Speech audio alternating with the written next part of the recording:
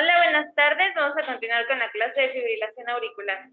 Entonces, nos quedamos iniciando lo que es el tratamiento y la estrategia planeada para la FA. Recordemos que hay una vía que se llama ABC, que es Atrial Fibrillation Better Care.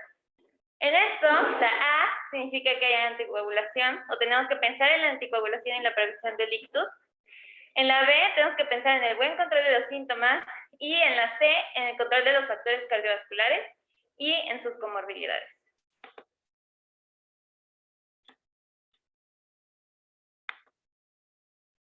Entonces vamos a empezar con la A. Hay múltiples factores de riesgo en pacientes que presentan FA para que presenten en un futuro ictus.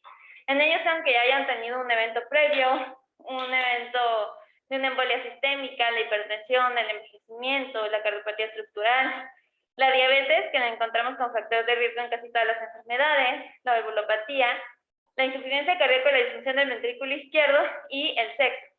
Podemos ver que de estos, pues la embolia sistémica y el ictus representan como el mayor factor de riesgo, seguido de la hipertensión arterial. En las escalas clínicas hay una muy importante que se toma en cuenta, que es la de Charles-Bass-2. Aquí vamos a tener un punto por falla cardíaca, disfunción del ventrículo derecho, un punto por hipertensión arterial, 2 puntos por un paciente que tenga más de 75 años, un punto por diabetes, 2 puntos por un paciente que tenga tromboembolismo, que haya tenido un evento transitorio sistémico y un evento transitorio, un punto por alguien que tenga una enfermedad vascular, un punto por alguien que tenga 65 a 74 años y un punto por ser mujer.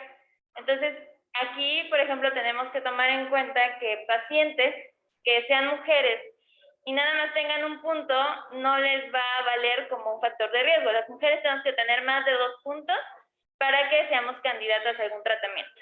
Entonces, aquí a partir de 3, encontramos que el factor de riesgo se incrementa, llegando hasta 6 puntos del 18.2% de probabilidad de que llegamos a tener un evento tromboembólico cerebral. A partir de riesgo moderado, que sería a partir de 1 punto en hombres y 2 puntos en las mujeres, ya podemos considerar dar tratamiento anticoagulante. Sin embargo, más de 2 ya es que el paciente ya es candidato para este tratamiento. Antes de que sigas, Sí, doctor. ¿en qué pacientes vas a hacer el cálculo de Charles-Bass-2? Se tiene que hacer en todos los pacientes con FA. Todos. No soy yo, ok.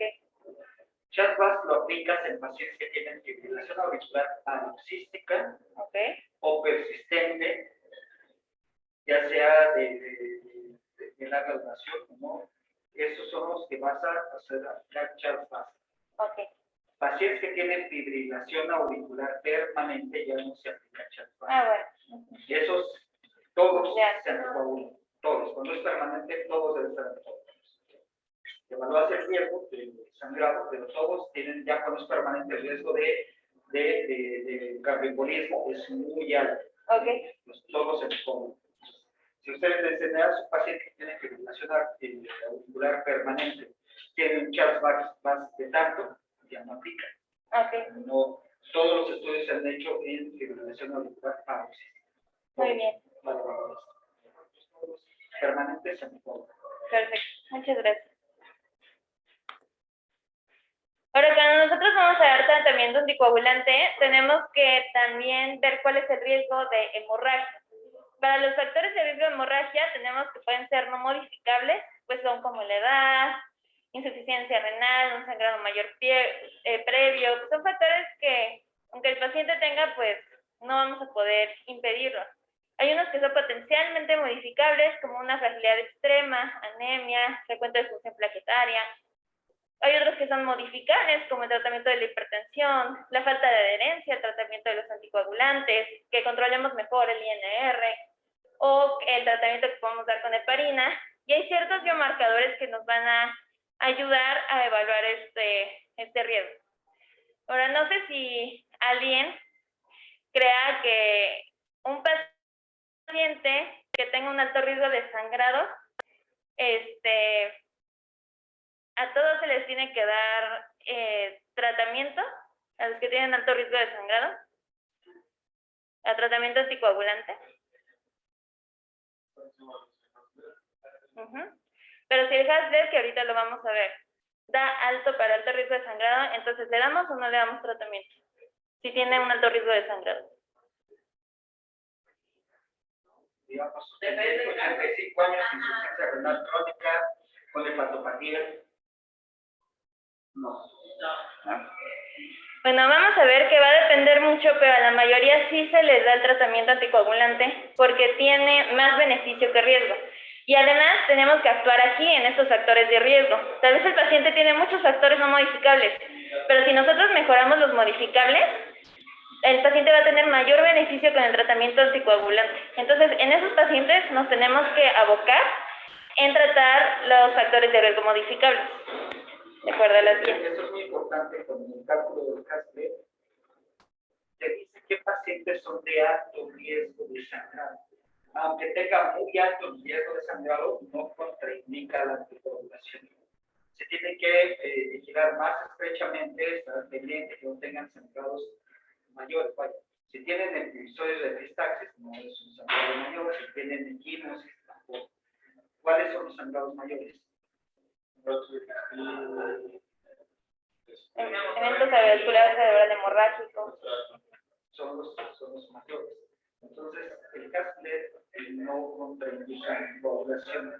Se tiene que ajustar la dosis dependiendo del contexto del paciente, si tiene o no tiene o si tiene mayor riesgo de sangrado, si tiene más de 80 años, de eso va a depender la dosis de coagulante, pero no contraindica. Para eso existen criterios que contraindican la coagulación. Sí, los voy a mencionar muy brevemente. Pero bueno, entonces justo para ver el riesgo de sangrado, como ya sabemos, es la escala de Hasler, que es hipertensión, función renal anormal, un ictus, antecedente o predisposición de sangrado, un INR lábil, pacientes mayores de 65 años y consumo de drogas e ingesta excesiva de alcohol. Vamos a hacer este cálculo y dependiendo de los puntos, pues vamos a ver si tiene un alto riesgo o no tiene alto riesgo. Evidentemente, pues entre más puntos tenga el paciente, más riesgo tiene de hemorragia, llegando a los 4 puntos, donde se ha visto que tiene una probabilidad de tener un 8.70% de probabilidad de hemorragia en 100 años del paciente. Entonces, también por esto, pues es que tener un alto puntaje en Hasler no te contraindica la anticoagulación. Y en realidad hay muy pocas cosas. Por ejemplo, una hemorragia activa grave, como decía el doctor, solamente un sangrado de tubo digestivo activo, una hemorragia cerebral activa, y en este caso pues tenemos que identificar la causa y tratarla y valorar que después del tratamiento podamos anticoagular. Algunas enfermedades asociadas, por ejemplo, una trombocitopenia grave de menos de 50,000, también te lo podría contraindicar hasta que se pueda resolver una anemia grave. Y como ya hemos dicho, la hemorragia intracraneal. En este caso, daríamos tratamiento no farmacológico, que también se vería, haría énfasis en tratar los factores que son modificables. Entonces, en la escala, las recomendaciones de la hemorragia es que siempre se tiene que hacer esta escala en pacientes en los que se va a dar anticoagulación y, como ya hemos dicho, tratar los modificables. Y un puntaje más de 3 de Hasler es lo que ya nos va a indicar pues que empezamos a tener un riesgo. Ahora, el tratamiento para la prevención del ictus puede tomar antagonistas de la vitamina K, anticoagulantes orales, no dependientes de la vitamina K, y el tratamiento antiagregante como ácido acetilsalicílico y clopidogrel. Se ha visto que los antagonistas de la vitamina K te van a reducir el ictus de un 64% y se reduce la mortalidad en un 26%. También son seguros para estenosis mitral reumática o válvula cardíaca mecánica, para la monitorización frecuente del INR, y el ajuste de la dosis. Y hay que evaluar la modificación del rango terapéutico. El tiempo en rango terapéutico mayor de 70 son eficaces y seguros. Ahora, los anticoagulantes orales que no son dependientes de la vitamina K redujeron el ictus en un 19%, el ictus o embolia sistémica en un 51% el hemorrágico y el isquémico en un 64%. Y también son seguros para pacientes con edad avanzada, disfunción renal o enfermedad renal crónica grave. Y bueno, el tratamiento antiagregante antiplaquetario como el ácido salicílico y el clopidogrel, pues como nos había comentado antes el doctor, no es muy efectivo. No se recomienda tanto en estos pacientes y menos como monoterapia. No ha tenido ningún impacto en la morbilidad o en la mortalidad. Oh, sí.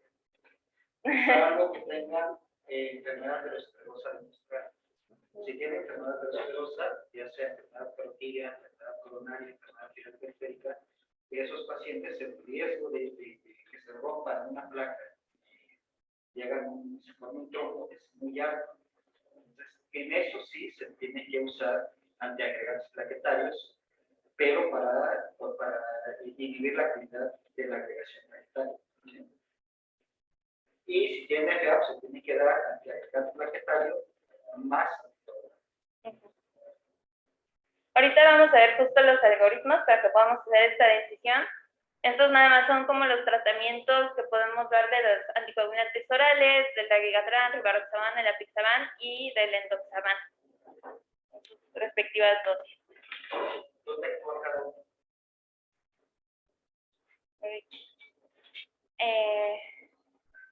Inhiben al factor X, pero no sé específicamente en dónde, ¿no? X es de 10 romano. El de romano. Entonces, ¿cuáles activas inhiben al factor 10? ¿Y cuál es el factor 2? El rivaroxaban, apixaban y endoxaban creo que es un factor 10 y el dabigatran es el factor 2.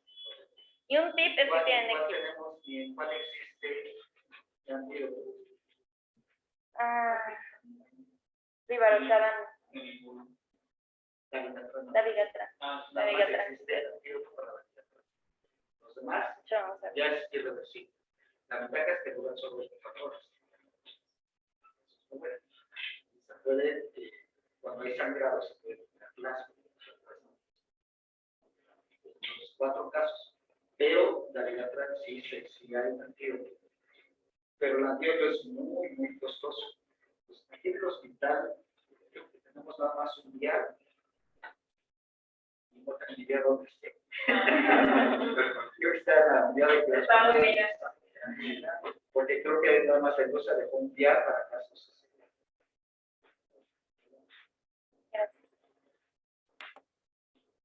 Entonces, ¿cómo vamos a decidir a qué paciente es anticoagular y con qué? Entonces, el paciente tiene una fibrilación auricular y ya vimos que sí lo podemos anticoagular, no tiene ninguna contraindicación absoluta. Ahora hay que preguntarnos si el paciente tiene una SA con una válvula mecánica cardíaca o una estenosis mitral de moderada grave. Todas las valvulopatías son candidatas para tratamiento con FA o nada más ciertas valvulopatías.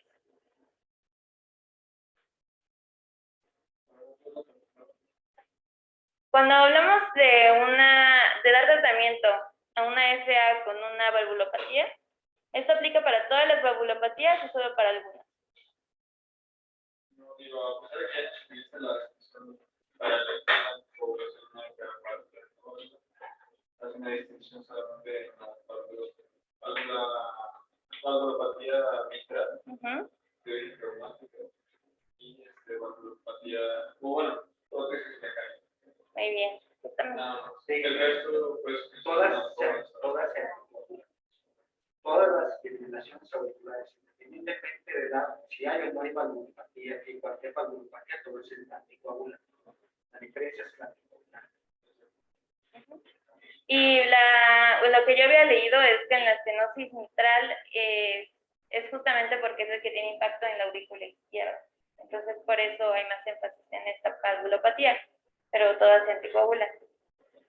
Más que la que más da o provoca fibrilación auricular es la valvulopatía mitral de insuficiencia o estenosis, porque es la que en forma más temprana va a dilatar la aurícula izquierda por el aumento de la presión, se va a remodelar más esta auricular y además van a ser la tasa de incidencia de fibrilación auricular en valvulopatía mitral está arriba del 50%.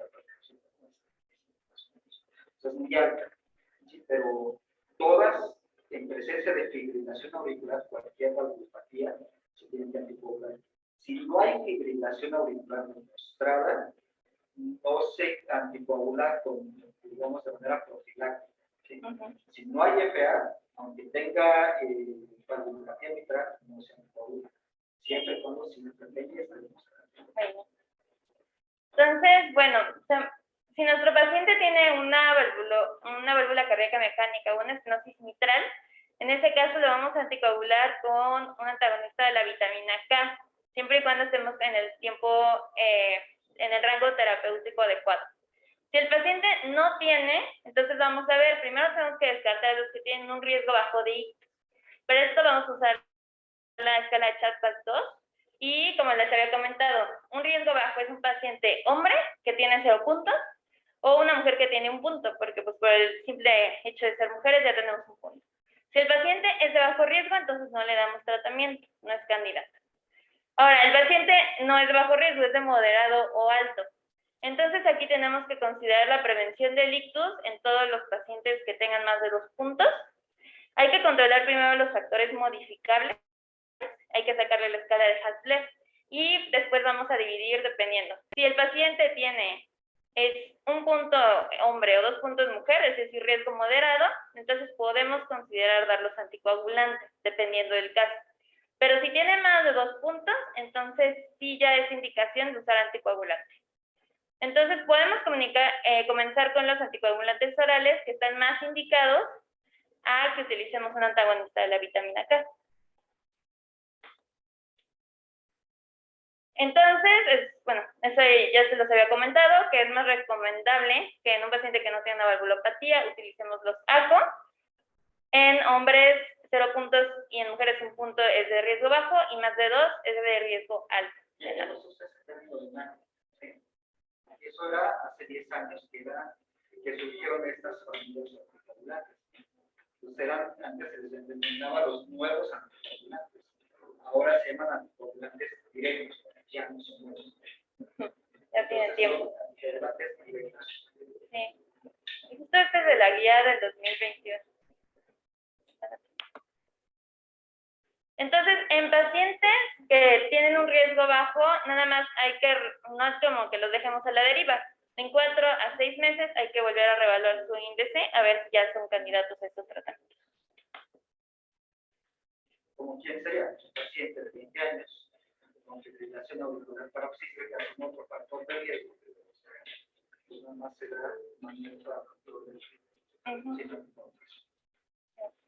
Entonces, en pacientes que van a usar antagonistas de la vitamina K, tenemos que tomar en cuenta que el INR que deben de manejar debe de ser de 2 a 3, o el tiempo en rango terapéutico debe ser más del 70%. ¿Qué hacemos si el paciente no cumple con eso? Podemos cambiar a un anticoagulante, un anticoagulante directo, siempre y cuando el paciente se mantenga con buena adherencia, o podemos mejorar el tiempo en rango terapéutico.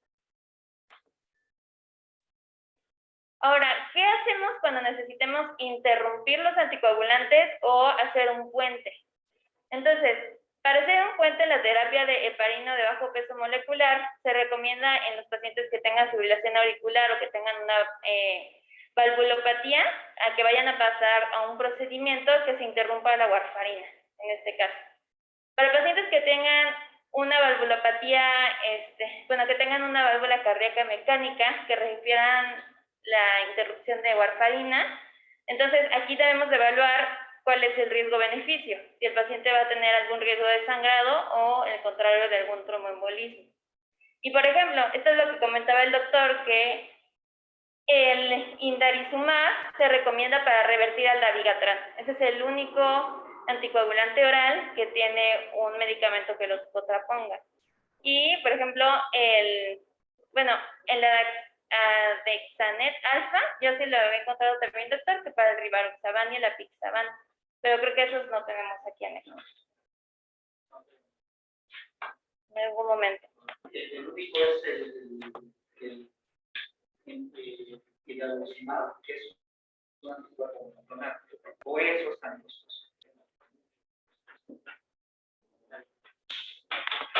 ¿Cuánto tiempo antes de los pacientes que vas a hacer el trasplante fuente de antagonistas de vitamina K a un procedimiento quirúrgico, los manejas por heparinas bajo peso molecular? ¿Cuánto tiempo antes? Pueden ser, pueden durar 5 días. Por lo menos 3 días antes debes de suspender totalmente, 3 días antes del procedimiento. Y hacer el trasplante con los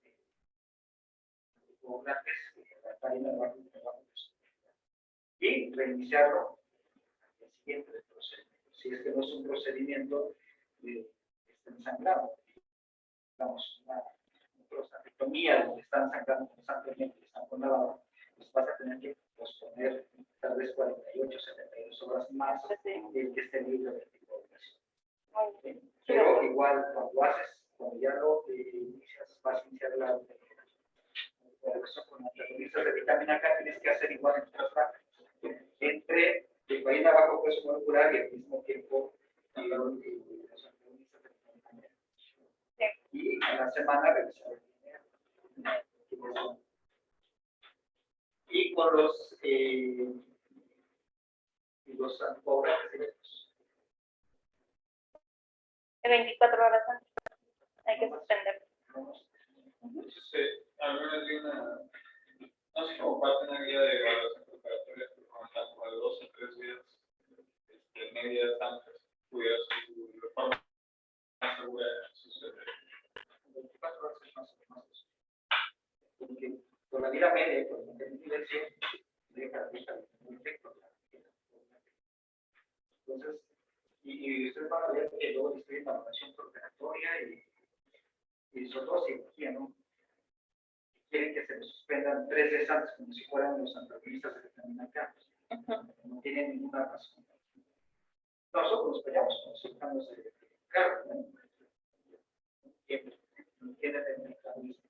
Son cirujanos, tienen verlos. Creo que ya van a pedir la secundaria. Y creo que tiene súper tiempo de recuperar. Sí la había buscado, pero Se lo aplicas en tiempos pobres. se utiliza con la warfarina, por ejemplo, el tiempo de rango terapéutico. Y era, según yo, como el balance para que el paciente no estuviera, o sea, que tuviera una dosis que fuera terapéutica, pero que no provocara sangrado. Eso es lo que yo entendí por tiempo de rango terapéutico. Entonces, tus evaluaciones de tu INR, haces como una especie de promedio en la que de todas estas medicinas estás por arriba del 70% de la meta de tu INR para X patología. En este caso acá, de 2 a 3. De todo ese tiempo que tú me diste, tú evalúas a tu paciente si está en ese tipo de recuperación. Una dosis óptima. Gracias. Pero que hay algunos que manejan hasta 3.5 de INR lo adecuado de los antes. Ideal, si se te mantiene siempre muy cercano a 2.5, está perfecto. Arriba de 3 ya es abajo de 2, el riesgo de trombosis es más alto. A veces es muy difícil, sobre todo pacientes que tienen una ya es difícil. Entonces, tienes que estarlos checando. Si no tiene ninguna contraindicación o ninguna indicación precisa para que sean anticoagulantes, antagonistas de vitamina K, pues pasas. Si tienen válvulas mecánicas, no hay otro. Hay que estar pendientes. Pacientes que tienen síndrome antifosfolípido, por ejemplo, FA no tiene válvulas.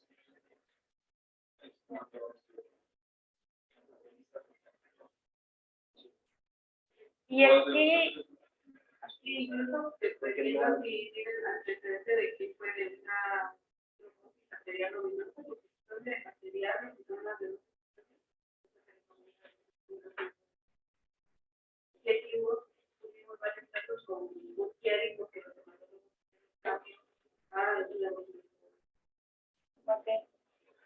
La cosa es que cuando hay en arterias, siempre tienes que combinar una arteria. Cuando hay trombosis, arterias siempre. Porque es muy diferente el mecanismo.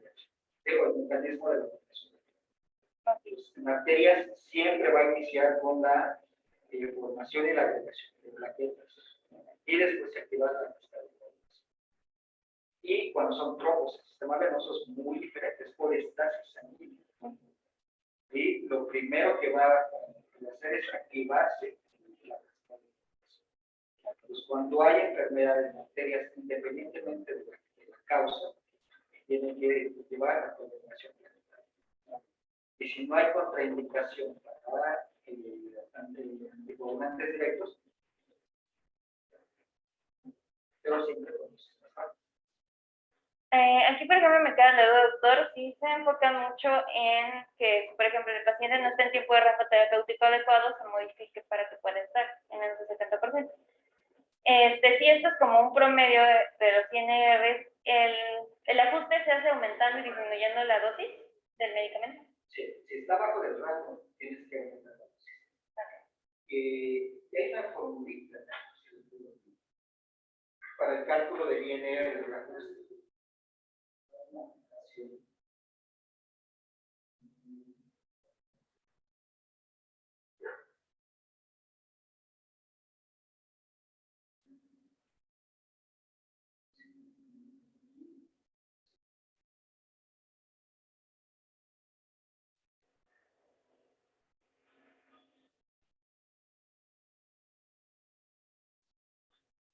Pues con esta calculadora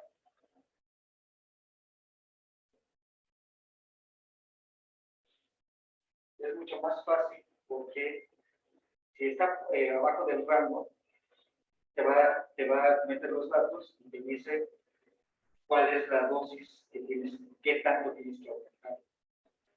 Y si está fuera del rango, también lo metes y te dice cuánto tienes que bajar. ¿Y en cuánto tiempo volvemos a evaluar al paciente? A las 8 o 15 días más.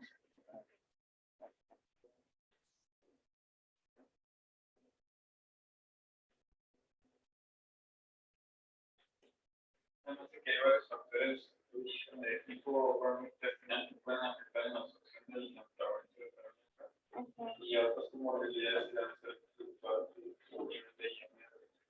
Pues no, o sea, hay ciertos como esquemas te apoyas para ver cuándo le vuelves a tomar el control.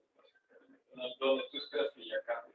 Okay. Porque te va a cambiar tiempos de coagulación, te puede cambiar primero TP o TTP y posteriormente te va a cambiar tiempo. O sea, es como tu precuela de que ya va a cambiar tu vida.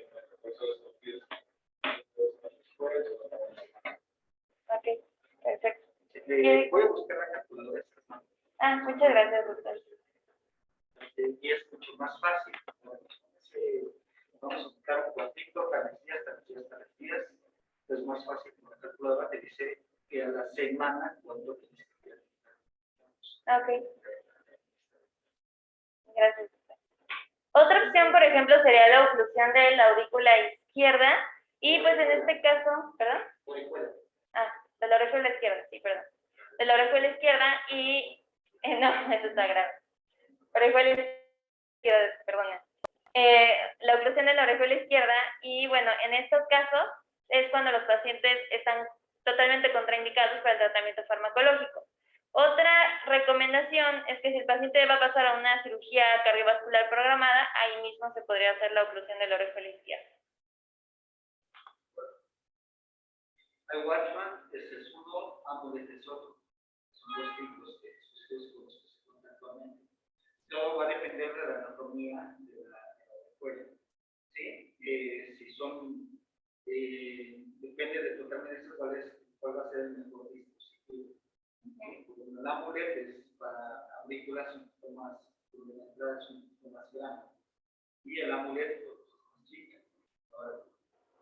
Y eso va a tener mucho que ver. Si un paciente tiene contraindicación de la anticoagulación, sí tienes que considerar esto, tienes que tomar en cuenta muchas cosas.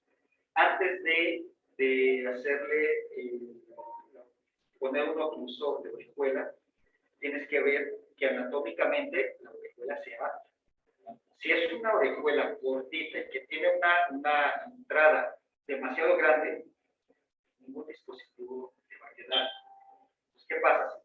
Si quieres implantar ahí el dispositivo, pues va a ser complicado porque no va a poder anclarse y hasta va a embolizar. ¿Sí? El testículo izquierdo y se va a entonces, eso lo evaluamos previamente con una tomografía para ver exactamente cómo está. O que no tiene ecografía transespática. Ahora, si es una orejuela adecuada, pero tiene trombo, la orejuela no está contraindicada. Porque al poner el dispositivo, vamos a embolizar, vamos a desprender ese trombo y se va a hacer. El tamaño de la orejuela es muy importante, la forma de la orejuela y que haya un trombo. Si no, y además para poner el oclusor también hay otras indicaciones. Aunque no tenga una contraindicación absoluta para anticoagulación, si son pacientes de alto riesgo, pero que tienen de alto riesgo de sangrado, sin contraindicación para anticoagulación, pero tienen algo que se llama fragilidad. Si son pacientes ahí, busquen también ahí encuesta o calculadora de fragilidad. Esto lo usan también mucho los psiquiatras para evaluar todo eso, los sangrados. Si es un paciente que es muy frágil, aunque tenga un riesgo de sangrado o Haslet intermedio, digamos, o alto, pero si tiene gente con criterios de fragilidad, es candidato a un implante de un oclusor. A lo mejor tiene un riesgo de sangrado bajo. ¿En qué casos le pondrían un oclusor? Fragilidad, cero. Riesgo de sangrado bajo. ¿Se podría usar tratamiento farmacológico? No, para ponerle un oclusor de orejuela. Ajá.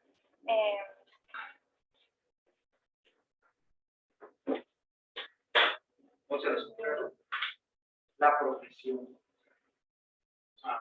Profesión. Ok. Si son pacientes que tienen, que el trabajo hace que tengan riesgos, golpes, cortes, demás, aunque tengan un riesgo de sangrado bajo, pues, si su profesión hace que sea de alto riesgo, pues va a ser muy complicado. Va a tener que dejar de trabajar. ¿Sí? Entonces, esos pacientes van a ser candidatos a...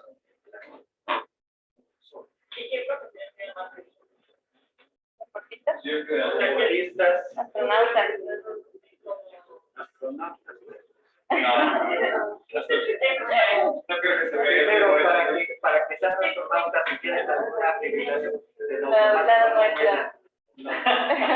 esta ya no, como cualquiera que maneje maquinaria pesada. Todos los que manejan maquinaria pesada o la misma actividad como rescatistas, bomberos, todo ese tipo de profesiones que implican antes. Okay. Ahora tengo un paciente que tiene 74 años, tiene síndrome bradicardia de taquicardia, tiene implante de marcapaso y además vamos a hacer ablación de la circulación articular. Tiene indicación de anticoagulación. Riesgo de sangrado tiene 3 puntos, que es alto. Pero fragilidad baja. Pero es un paciente, no tiene ninguna contraindicación para la anticoagulación, no tiene ningún otro factor de riesgo, no tiene falla renal, no tiene nada. Pero es campesino. Okay. Entonces, y 74 años, pero sigue dedicándose a eso. Hay que ponerle siempre hay que considerar no solo el riesgo de sangrado, la contraindicación de la anticoagulación, sino también el índice de fragilidad y la protección. Gracias. Para decidir por estos dispositivos. Gracias. De hecho, el año pasado los de Movilidad me cazando pacientes de medicina. Sí, no. Nos dejaron creadas y los criterios para grabar. Claro, pero también se van a hacer. Sí, la verdad es que sí. Por las ganas, yo he tenido diferencias con ellos, pero Por hacer más. el año pasado habían programado, porque no solo se iban a visitar, se iban a Neuro. La gente siempre tuvo una vez pues sí, porque alguien puso la nota de probable fibrilación auricular, los programaban para allá para los usos. Entonces, cuando yo los veía así, ¿dónde está el electro? ¿Dónde está documentado la fibrilación auricular? Y entonces no los acepté, pero era, eso es, La colocación de huesos pasa por partes como los. tiene que hacerse una sesión médico-quirúrgica. Se hace sesión médico-quirúrgica, si tiene indicación, se hace. Si no, no hay forma de que lo puedan poner sin sesión médica. Pero cuando estábamos en lo peor de la pandemia, pues era muy complicado hacer sesiones. Les dio sobre todo, no quiero decir que, no quería decir que al subdirector, al director previo, pues obviamente llevaba todo esto. Entonces, empezó a pasar las cosas. Porque además, como en pandemia no se estaba poniendo lo que estaba ya en el contrato. ¿Qué pasa si se termina el contrato? Pues, eso no lo dije. Y esto cuesta la jefatura. Entonces cancelé, no acepté esos pacientes y los diría. Eso cuesta la jefatura, eso tener mucho cuidado. Entonces, no, si no está indicado, si no está documentada la indicación, si no tiene contraindicación o algo que justifique el implante de los sensores, no se debe. Okay. Ahora vamos con la B, que sería el control de los síntomas, y principalmente aquí nos vamos a enfocar en lo que es el control de la frecuencia cardíaca. Espérame, antes entonces te faltó anticoagulación de insuficiencia renal. No lo vi. Regulación de creatinina menor de 30 y anticoagulante usaría. Pues aplique pues La no hay de 15. no, se le pasa El único autorizado por la FDA y obviamente por COFEPRIS para insuficiencia renal con menos de 30 de circulación es el Apixaban 2.5 miligramos cada 12 horas. Okay. Si está arriba de 30, entre 30 y 50, se puede usar el Rivaroxaban, pero a 15 miligramos cada 4 horas, o el Dabigatran a 100 miligramos cada 12 horas. Cada 12. No cada 24. Cada 24. 100 miligramos. Okay. Son de 150 la dosis plena. Se baja la mitad. Si no, se cuenta con el Apixaban, que es el único que pudiera darse. Sería manejo por antagonistas de Okay.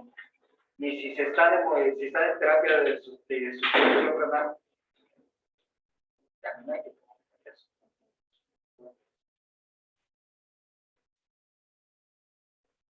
Por menos, obviamente, si están en terapia de sustitución, ya sea hemodiálisis, ahí si pudiera darse Rivaroxaban, cuando están en terapia de sustitución por hemodiálisis. Si no, Ok, sí, doctor. Entonces, aquí, ¿qué vamos a utilizar para el control de la frecuencia cardíaca? Bueno, vamos a dar tratamiento de base en todos los pacientes que tengan fibrilación auricular. Eso es algo que siempre tenemos que tomar en cuenta. Es el tratamiento de primera línea en pacientes que tengan o no síntomas leves.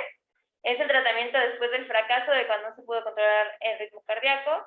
Y es el tratamiento cuando los riesgos de restaurar el ritmo sinusal superen los beneficios. Entonces, la meta que mencionan las guías es que logremos una frecuencia cardíaca a menos de 110. ¿Vale? Y bueno, en este caso, si el paciente tiene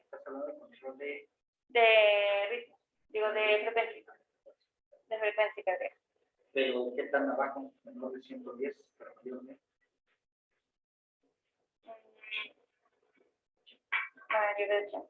Muy bien, sí. Porque si tú bajas de 80 por medio de frecuencia de carga promedio, el riesgo de bloqueo auriculoventricular es mucho más alto.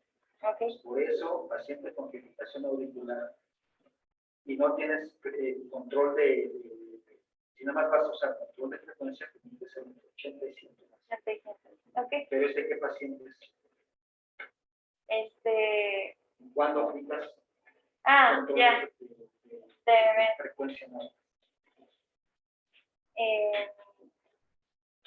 En pacientes que tengan un chatbot que sean de riesgo leve. Nada más sería. Permanente.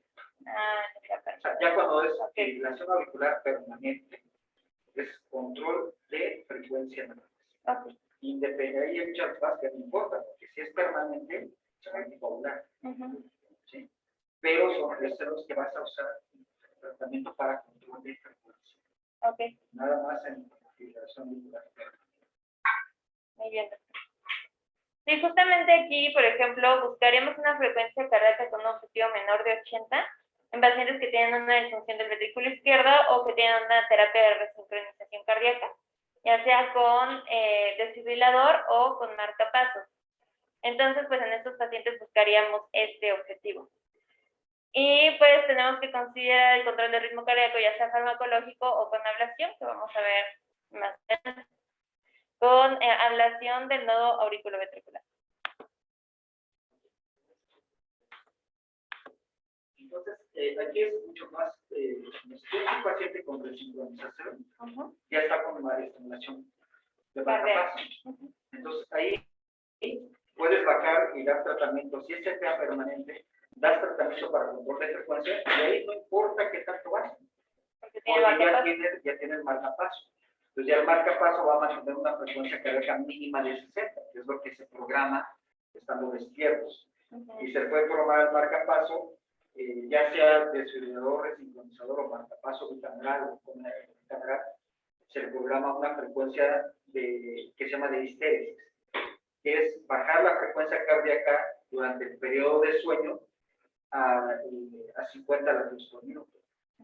Por ejemplo, la paciente que está en espera de marcapaso, todos los días llego a la frecuencia 50, llego y se encuentra 60.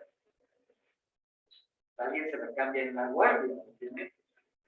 Si está en reposo total, con 50 de frecuencia cardíaca está perfecto. No tiene un mayor requerimiento. Está en reposo total. Que no es 50, por favor. No es necesario. Entonces, de la misma manera, pacientes que ya tienen el marcapaso, podemos usar el fármaco para control de ritmo sin ningún miedo de que ya no va a tener problemas con la frecuencia cardíaca. Y van a traer el marcapaso. Gracias. Entonces, en el tratamiento farmacológico, pues podemos usar los betabloqueadores, el metoprolol, el bisoprolol, y también se utilizan mucho los bloqueadores del canal de calcio no dihidropiridínicos, como serían el verapamilio y el diazepam, con sus respectivas dosis. También llega a mencionar la guía el uso de la digoxina y la digitoxina, y entre otros el amiodarona. Ahorita vamos a ver en qué casos usaría qué fármaco.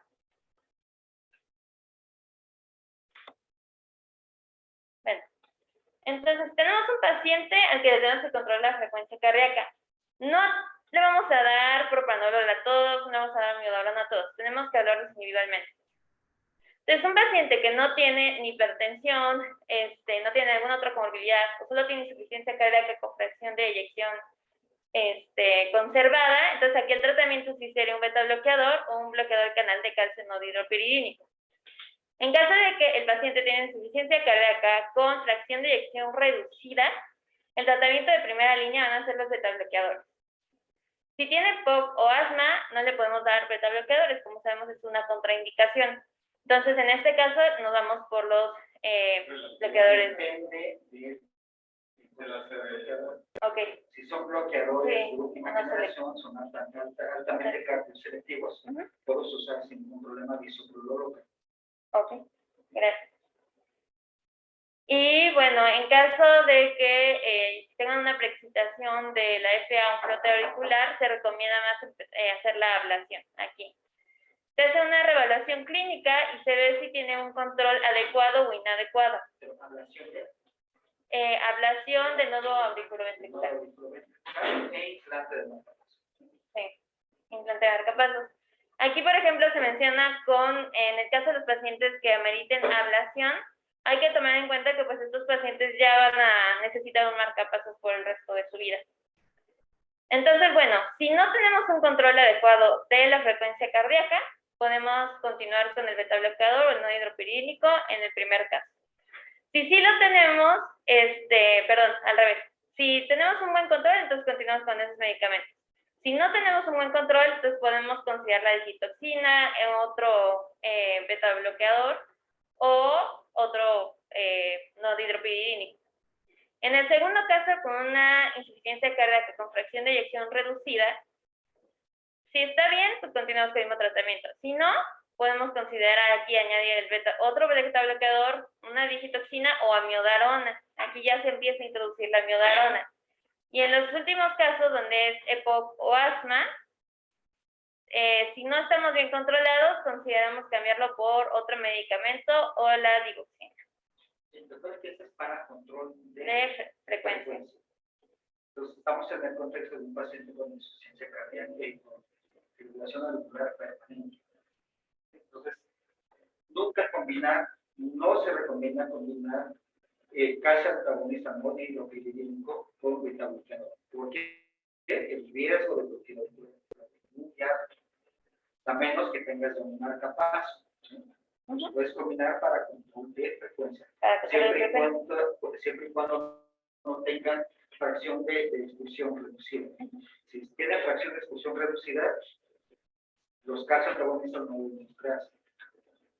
Ahora, si en estas últimas vías se introdujeron para el control de frecuencia la amiodarona. Sin embargo, la tasa de éxito para llegar a un control de frecuencia con amiodarona es bajo. Porque, aunque tiene por ahí un mecanismo que tiene el efecto beta bloqueante, pues la amiodarona tiene, ¿cuántos mecanismos tiene para anticoagulante? Todos. Todos. Calcio, potasio, sodio. Tiene todos los mecanismos. Entonces, el riesgo de bloqueo, porque si vas a un beta bloqueante, más la amiodarona, tienes que tener mucho cuidado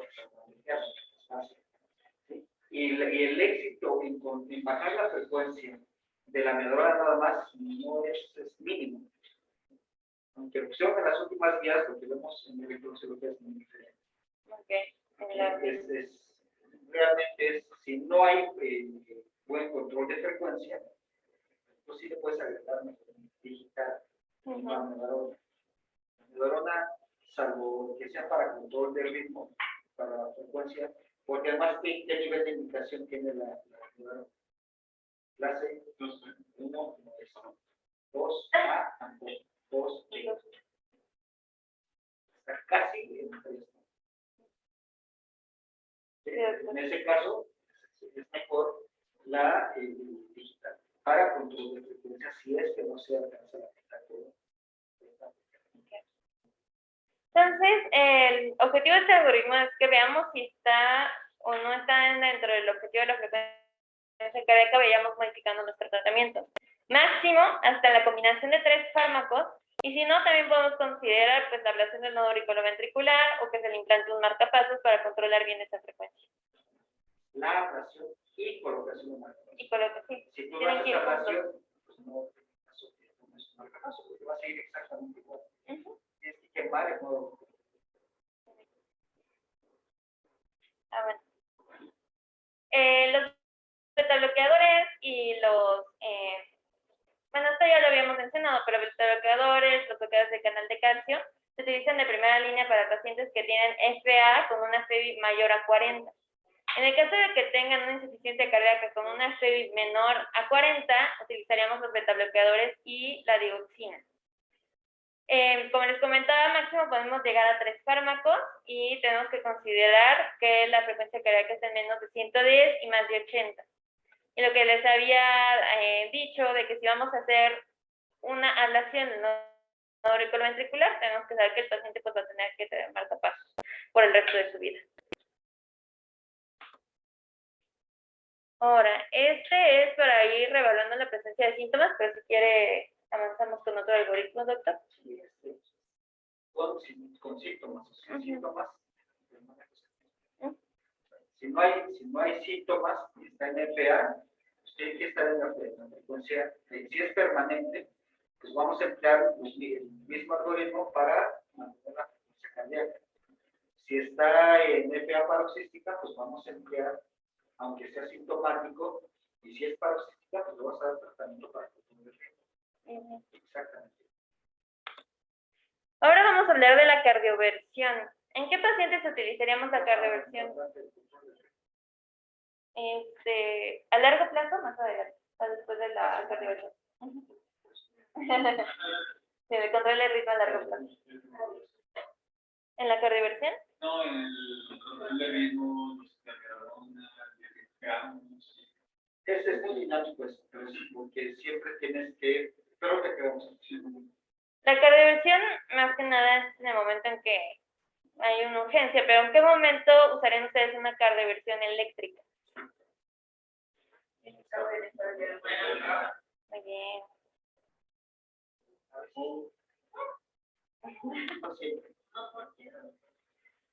Bueno, lo que yo había checado es que la cardioversión eléctrica sí se utiliza cuando el paciente está inestable hemodinámicamente. Ahora, cuando el paciente está estable hemodinámicamente, podemos seguir varios pasos de evaluación. Uno, tenemos que comprobar si el paciente está anticoagulado o no está anticoagulado antes de la cardioversión. ¿Por qué? Pues, exactamente. Tenemos el riesgo de que en el momento en que pasamos al paciente a ritmo sinusal, si tiene ahí un trombo o no está anticoagulado correctamente, puede haber un embolismo, podemos soltar ese trombo. Entonces, si el paciente ya está anticoagulado bien, entonces podemos proceder sin ningún problema. En el caso de que no, tenemos que iniciar la anticoagulación lo antes posible y, bueno, ya tenemos que ver pues más o menos cuánto tiempo va a durar, cuánto tiempo han durado los episodios de FA. Esto es un poquito complicado, tengo un algoritmo que lo menciona más sencillo más adelante. Si el paciente llega de primera vez con un episodio de, no se pronuncia con fibrilación auricular, el paciente seguramente tiene episodios de taquicardia, paroxística, no documentada, que llega a urgencias y está con fibrilación auricular. Y empezó ayer en la noche. Y está inestable.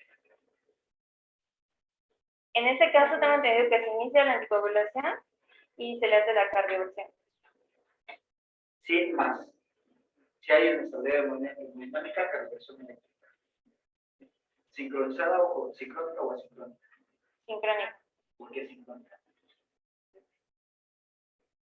Porque... no importa. Ok, asincrónica. Ok. Porque sincrónica entraría en el HQR. Así es. Pero pues, ¿cómo lo vas a hacer? O sea, leería está muy irregular, muy complicado. Pues asincrónico. Ahora, si tiene menos de 48 horas iniciada ese episodio de taquicardia, de fibrilación, lo puedes revertir con lo anticoagulas y lo cardiovertes. Si tiene más de 48 horas, ¿qué hay que hacer? Si tiene, entonces hay que hacer ahí si está estable, el paciente tiene más de 48 horas, lo recomendable es... No, bueno, pues está inestable. Si está inestable, tiene más de 48 horas con el episodio, el riesgo de que tenga un trombo en la aurícula es más alto. Hay que hacer si está inestable hemodinámicamente, pues de modo, tienes que dar chicharro. No se puede. Lo que haces el proceso mágico, se puede morir, pues de modo, es un riesgo, pero la anticoagulación. Si no está inestable, tienes que hacer forzosamente un ecocardiograma transesofágico.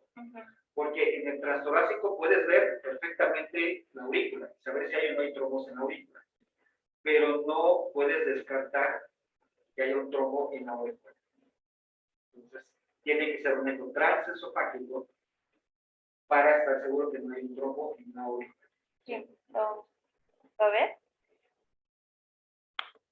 Y por ejemplo, para pacientes que tienen FA en la cardioversión farmacológica, sin que hayan tenido un síndrome coronario agudo reciente, podemos usar el Bernacalan, que es un antiarrítmico que actúa en los canales de sodio y potasio, o flecainidina y propafenona. ¿Perdona? Sí, en el caso, por ejemplo, aquí en cardioversión, sí se recomienda usar la amiodarona en pacientes que tengan insuficiencia cardíaca o alguna cardiopatía estructural. Bueno. Ahora, si tiene FA y URC, la posibilidad de que tenga una vía accesoria es algo.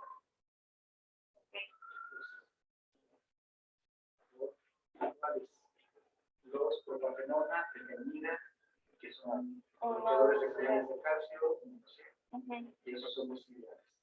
Si no, la amiodarona, si no tienes otra cosa, pues lo vas a hacer. Pero la distinción ahí se decía hay cardiopatía estructural. No, porque puede ser que ese paciente ya tenga FA con una vía accesoria y puede ser que ya tenga cardiomiopatía por taquicardia. Pues ya va a estar dilatado. Sí. Siempre que tengan el URC ancho, hay que ser muy prudente, porque te puede salir la fibrilación ventricular. Entonces tienes que estar listo para Estos son pues los fármacos que son recomendados con sus dosis. Y los que tienen la mayor tasa de cardioversión, de éxito en la cardioversión, son los bloqueadores de canales de sodio. Son los que tienen la mayor tasa de efectividad, que es la flecainidina y la propafenona. Ok. Sí, bueno, en referencia al... El problema es que aquí en México hay pocos hospitales que tengan bloqueadores de canales de sodio intravenosos. Lo único que hay prácticamente los hospitales es de cocaína, que no entra en este contexto para nada. Y los hospitales tenemos algo de propafenona, pero no estoy seguro, hay que checarlo en la farmacia. Si llega un paciente o algo, no, porque estos no son. Puede ser que usted los haga. Ok. ¿Tiene otra definición? Sí. Por eso, si tenemos lo que teníamos desmolor, teníamos propafenona y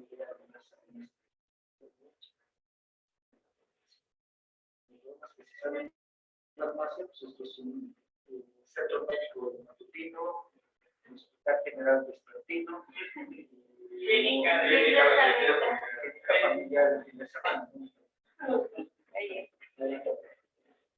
Pues bueno, a mí me gusta mucho este esquema porque resume las recomendaciones de la guía. Este es del Pocket de Medicina, que nos va a enseñar cómo hacer la cardioversión. Entonces, si tenemos una FA, que es de origen reciente, y es inestable, como decía el doctor, pues es urgente la cardioversión, tenga un anticoagulante. Si está estable, entonces nos vamos paso por paso. Primero tratamos de controlar la frecuencia cardíaca con beta-bloqueadores o bloqueadores del canal de calcio no dihidropiridínicos. Después vamos a ver si está anticoagulado o no. En caso de que esté anticoagulado, no nos preocupamos y podemos cardiovertir. ¿Y cuándo vamos a considerar la cardioversión? Si tiene menos de 48 horas con FA y tiene bajo riesgo de que haya un embolo, un trombo, entonces podemos cardiovertir, porque como dice el doctor, más de 48 horas pues ya es mucho más probable de que lo tenga. Y vamos a anticoagular después por 4 semanas si tiene factores de riesgo. En el caso de que tenga más de 48 horas, entonces aquí lo recomendable sería hacer un ecocardiograma transesofágico. Si no se encuentra un trombo, podemos hacer cardioversión y luego anticoagular 4 semanas. Y si se llega a encontrar, entonces hacemos anticoagulación por 3 semanas, volvemos a hacer el eco y después ya consideramos cardiovertir. El paciente está. Todavía falta la ablación con catéter, que es menos doctor, y las situaciones especiales. No sé si usted que le hacemos para esto. Y los otros, Hay el control del Mi ritmo. control de ritmo a largo plazo. Ahí sí es muy Ahí lo tengo. Cuando vamos a cuando no, la neuronal y todos los